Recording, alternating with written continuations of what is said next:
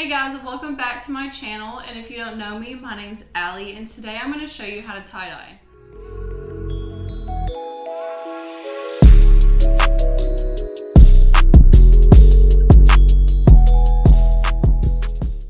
So tie-dye has gotten really big recently, and people are loving matching sets. I've actually already made a matching set and a shirt to go with it, but I messed up that video, so let's hope we can get it right on the second try. So with the set I already made, I missed a pretty big step, and that's why I'm having to redo it. They still turned out okay, and I'll show you what they looked like, but we're gonna do it right this time and see if it turns out any different, and I'll just have one more purple tie-dye item in my wardrobe. So the first step is to get all the items you need. So the first item you're gonna need is a white piece of clothing, or two if you wanna make that matching set, some dye, trash bags, rubber bands, gloves.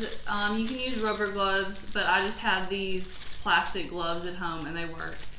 You want to get a white towel that you don't care about because you're going to get some dye on this, a spoon to mix the dye, a big jug, and I'll talk about why later. Okay, we're in the laundry room. The lighting might not be the best, but we're gonna roll with it. So this is when the big jug comes in handy, because when you wanna make a matching set, you want it to all be the exact same color. So you wanna make a big batch of it instead of trying to recreate it, so you know for sure it'll be the same color. So to make the purple that I want, I used, you know what? I think I'm gonna use more. We'll see. 1, 2, oh, I spilled some. 2, 3, 4. Okay, I'm gonna stop right there, and I'm gonna put in the dye. I might add more water. So for the dye, I use a 1/4 teaspoon, and I'm just gonna do 3/4 teaspoons to start out with. And I'm gonna pour it over the sink instead of over the water in case any of it spills over. So I'm gonna mix it up with my teaspoon. I'm gonna see what the color looks like on just a spare towel. Obviously, it needs to be a towel you don't really care about. So that's the color I get with 4 cups of water and 3/4 teaspoons of the dye. But I think I want it to be really, really light and pastel, so I might add 1 more cup of water. Okay, let's mix that up and see what it looks like. I don't know, okay, so this is my new one, the extra 5th cup. I don't know if that looks darker just because this one might have dried a tiny bit, but we're just gonna stick with that. So I ended up with 5 cups of water and then 3/4 teaspoons of my dye. And a little bottle to squirt out the dye in. A lot of people use a hair dyeing bottle, but I didn't have one, so I just got a sauce bottle and it worked just fine. So now that you have everything you need, you're gonna want to wet whatever you're gonna tie dye. And I soaked it pretty good, but then I wrung it out so it wasn't dripping wet, and now it's pretty damp, which is exactly what you want. And I just put it in this bowl for while I'm talking. The bowl isn't really necessary. After you get it damp and you're about to start tie-dyeing, lay down some trash bags so that you won't make a huge mess. I laid down like 3 trash bags because these are pretty thin. And you want to have at least 2 layers of trash bags so that you can just wrap it up in one and you still have another layer for any mess. So the dye that I got is called RIT dye. Let me get a little closer so you can see that. RIT dye looks just like this. So I chose this dye because first of all I saw a lot of other people using it, but also I'm pretty sure you can get this in like every country. I've seen someone from Canada that's used it, from America. I'm in Australia and I got it here, so it's very available to everyone. And it's also a pretty big bottle. So I'm only using 3/4 teaspoons to make this shirt today, and I've already made another sweatshirt, sweatpants, and a shirt, and it's still up to like right here. So I'm gonna have this bottle forever. It lasts a long time. You can tie-dye as much as you want, go crazy. But I know some colors, like for example, the tan color for this dye, you have to use hot water so that it'll turn into the right color. So before you start tie-dyeing, make sure that you read the instructions on their website to make sure the water temperature and everything you need to do is right before you start tie-dyeing. But for the color I have, the water temperature doesn't matter at all. All right, time to tie-dye. You see my kitty socks.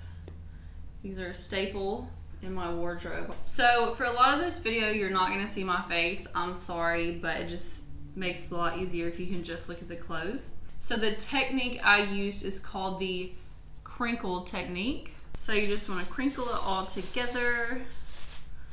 And the tighter you do the crinkle, the more white you're gonna have. And the looser you crinkle it, the more color you're gonna have on it. Pretty much you're just scrunching it all together. So now that I've got it in a big ball, I'm gonna start putting the rubber bands on it. I can get this apart, oh my gosh. When you put the rubber bands on, it doesn't have to be perfect. Just kind of make it hold together. Oh, well, that's a bad example. I know that some people don't use rubber bands at all, and that can work too, because honestly, we're gonna take these off and make sure that we got it right after we soak it in color. So if you don't want to use rubber bands, you don't really have to. And when you start putting the rubber bands on, it starts to uncrinkle, so just crinkle it up again before you secure it with the rubber bands. The material that I chose is making it very difficult to put the rubber bands on.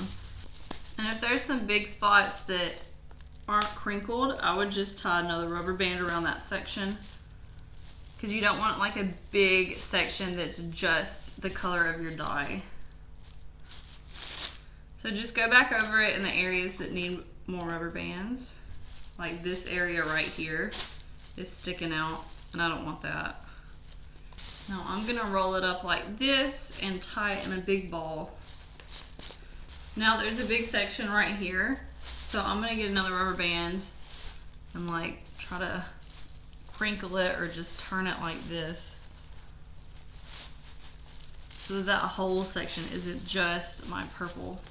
So now that's in a big ball, we're gonna pour our dye into the either hair dye bottle or sauce bottle, whatever bottle you have, and give it a little bit of a shake. And then we start pouring it all over. Now I want mine to be mostly white, so if you leave some blank spaces, that's completely okay, if that's what you're going for. And you're gonna need to flip it over, obviously. So I have a big part here that's not scrunched that I missed. So I think I'm just gonna do this. And you know what? I'm actually supposed to be wearing gloves right now and I completely forgot, but it's okay. I live life on the edge. Okay, so I'm pretty happy with that. And if you can tell here, I have some dye and I wanna soak that up because I don't want it to get on my shirt. I only wanna put the dye on places that I choose. So that's where the towel comes in handy. And then, one very important step is we're gonna untie it. And the reason we're untying it is to make sure that it's exactly how we want it to look. Okay, so as you can see, there's a lot of empty spots and I don't like that. So, this is what I'm gonna do. I'm gonna lay it out again, and I'm just gonna crinkle up the parts that I want more color in. So I want more color here. Let me bring it down so you can see it. I want more color here. So I'm just gonna crinkle this spot up like that and all the spots around it so it's not just a big puddle of purple. And I'm gonna do this. And I do the shaky one so that it can kind of be messy. That's basically all you wanna do. You just wanna scrunch up the parts where you want more color, and then add more color. Easy as that. But I'm gonna try to control myself so I don't add too much purple because I don't really want that much going on. All right, I'm pretty happy with that, so I'm gonna move on to the sleeves and fix those up. But for the whole thing, you're just gonna do exactly what I did for the front. You're just gonna scrunch in the areas you want more color and do that until you're happy with how it looks.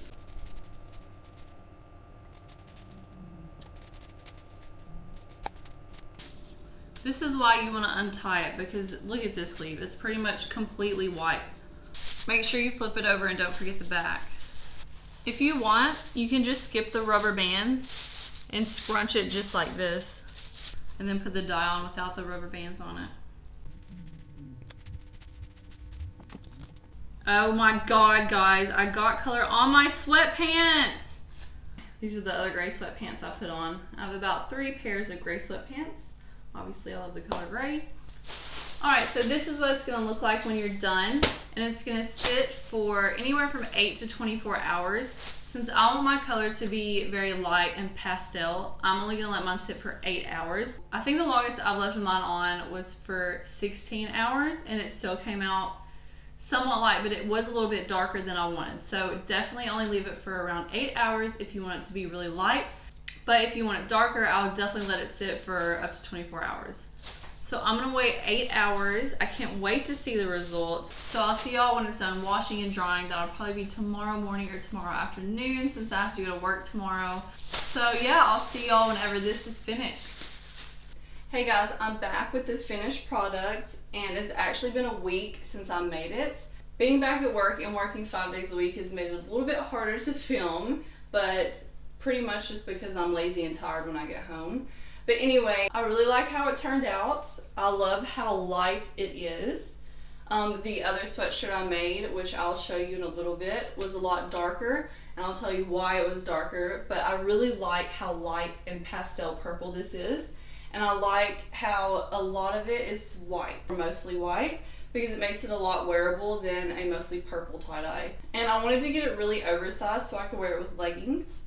And it is definitely oversized. The only thing I don't like is how far it goes out here, but I still love the overall look, and I'm definitely wearing this out in public. I think I'll wear it today actually when I go get some groceries for the week. But I'll let this one sit for exactly 8 hours and then wash it straight away with cold water and just normal detergent. I can't wait to wear this today. Okay, I'm done. So this is my outfit for today. #OOTD. Anyway, this is it guys. I'll give you a close-up so you can see exactly what it looks like. Okay, so this is the first set I made. I actually made this shirt first to practice with, and it turned out really good. I actually did this one correctly, so I wetted it and only left it for 8 hours. And as you can tell, it's a really light purple, but as you can tell, these pants have a darker purple. And I think that's because of a couple of things I did wrong. So first, I didn't wet it. I just put the color straight on while it was dry, and the color wouldn't really stick, so I had to put more on. And also, I left it for 16 hours instead of 8. And now I'll show you how the sweatshirt turned out that I made at the same time as I made the pants. Okay, so this is the sweatshirt that I made with the sweatpants at the same time. So again, I didn't wet this, so I had to really saturate the color more. And I left it for 16 hours, and as you can tell, it's a lot darker than my shirt that I made. I'll hold it up for comparison.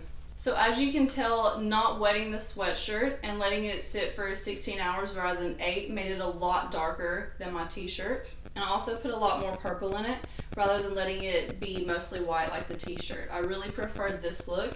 But I still like this, and I would still wear it in public, but just not with the pants. This is definitely a PJ look, but just with some jeans or leggings or even shorts, this would look really cute.